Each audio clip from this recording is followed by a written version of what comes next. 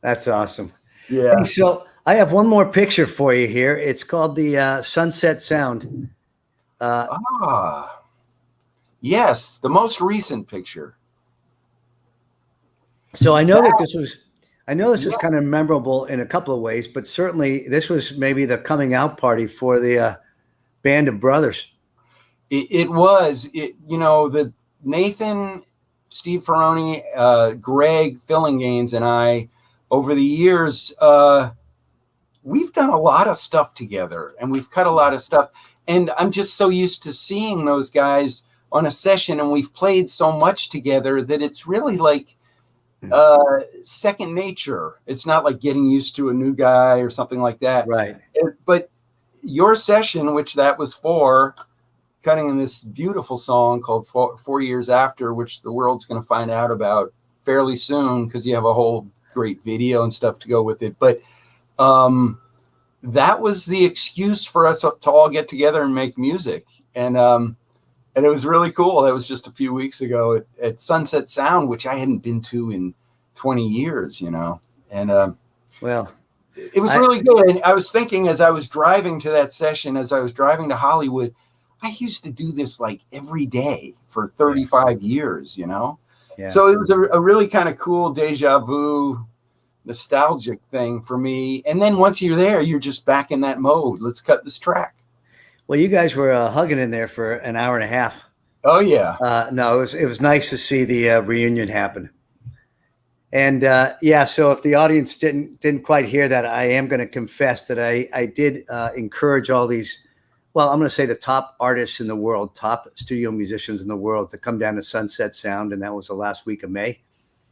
And we spent a little time in that studio. And Michael, you laid down some phenomenal tracks along with the other guys. I mean, it was just an unbelievable session and really unbelievable experience for me.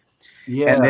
And then to walk in and have Alan Parsons take control of the rocket ship, the Alan Parsons. Hello. How did you swing that, by the way? Well, Tom Brooks, who was there, just said, I love the song. I love the idea. And would you mind if I played it for Alan Parsons? And I said, wait a second, who asked that question? Of course I wouldn't mind. And he says, well, good, because I already did. And he's going to come down and produce it. Wow. He loved the song, loved the idea. And so really phenomenal. So that was, I mean, if people don't know who Alan Parsons, he's had this whole, the Alan Parsons project where they had a string of hits, right. But he did Dark Side of the Moon. That's all you need to know, man. And a ton of other stuff, but he is a true iconic heavyweight. Yeah.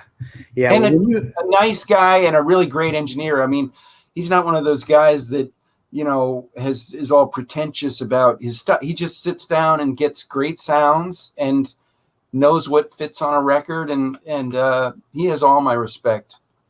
And I don't want to give it away yet, Michael, but he made that one comment about the end of the song, if you recall. And he was so quiet and said, Mark, I don't want to take you down a dirt road if you want to go down here, but I hear this. And he was absolutely right about it. There's just a musical magic. Yeah. No, it's a thrill to me still after, all these years and working with so many great people and people you only dreamed of working with to, do something like that session with doing your tune with that band, with Alan Parsons. It's like, pinch me. Yeah. I'm still like a reverent teenager when it comes to that stuff. It's like, it just doesn't get any better because you realize it's like people like that have lasted through the years.